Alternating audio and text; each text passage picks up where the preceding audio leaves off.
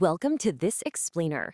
Today, we're unpacking a massive $1.8 billion market paradox surrounding IonQ.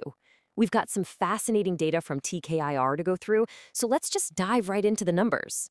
Okay, starting with the headline expectation. IonQ just posted the absolute biggest quarter in its entire history, pulling in a staggering $64.67 million in revenue.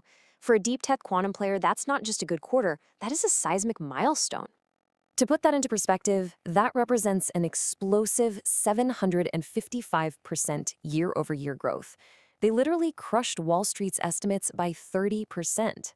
You'd think with numbers like that, the champagne corks would be popping, right? Well, reality hit a bit differently. The stock actually dropped 9.3% the very next trading session. No way, right? It creates this massive knowledge gap. Why on earth would a company that just reported record-breaking, estimate-crushing revenue see a near double-digit sell-off? The answer really comes down to where the financial media looked and where they didn't. The headlines focused entirely on an adjusted EBITDA loss of roughly $97 million, basically their operating cash burn. But they totally missed the underlying reality.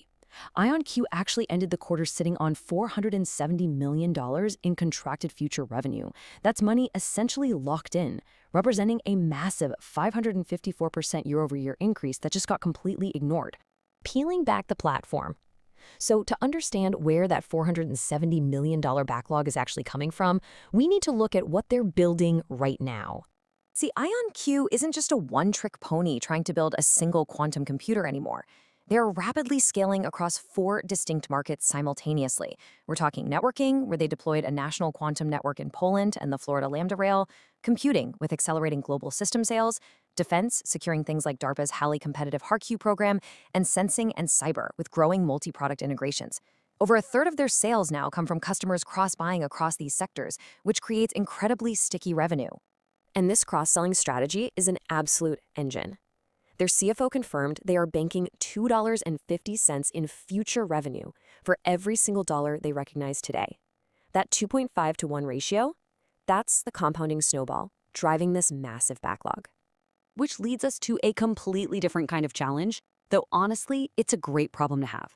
CEO Niccolo de Masi hit the nail on the head, saying, "The market continues to come towards us. At times, there is greater short-term demand than supply.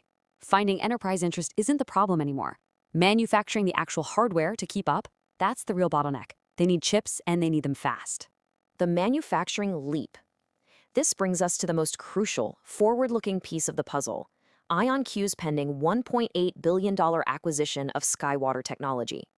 Let's look at how this timeline snaps together. By Q1 2026, they were already getting ion-trapped chip samples from SkyWater that blew past the 256 qubit quality thresholds.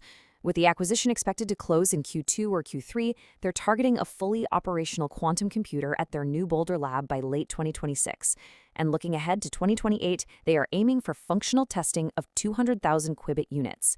By vertically integrating a US foundry, they are drastically compressing their delivery timeline. Now, let's tie this back to that initial earnings mess and the stock drop. It turns out, roughly $12 million of that EBITDA gap was a direct, one-time cost tied to the pre-close agreement with SkyWater.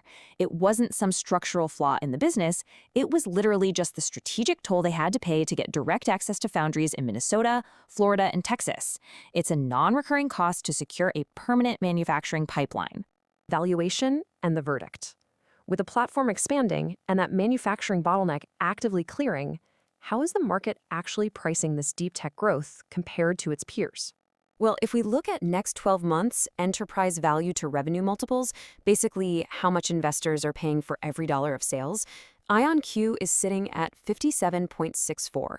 Meanwhile, peers like Implication are at 59.46 and Qubit is at 42.39. Despite having far superior scale and a nearly $500 million backlog, IonQ isn't trading at a massive premium.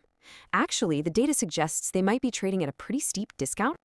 Zooming out a bit, Ticker's mid-case models show a truly staggering trajectory, going from $130 million in projected revenue for 2025 all the way to $1.4 billion by 2030, and gross margins are expected to expand from 40.4% to 60%. Now, to be completely objective, there is a catch. Free cash flow losses are projected through 2029. But the mitigating factor here is huge. They're sitting on a $3.1 billion cash war chest, which gives them an incredibly long runway to handle that burn. So synthesizing all this data leaves us with a staggering gap. Wall Street's mean target sits at a conservative $66.38, but TCAR's data-driven mid-case target, which actually accounts for this multi-product expansion and manufacturing scale, sits at roughly $147. That is more than double the street's estimate. So with the SkyWater acquisition coming up as the next major catalyst, the ultimate question you have to ask yourself after looking at this data is this: has the market truly priced in this quantum leap? Or are they still just distracted by a one-time accounting miss? Thanks for joining me on this explainer. Keep questioning the headlines, and I'll catch you next time.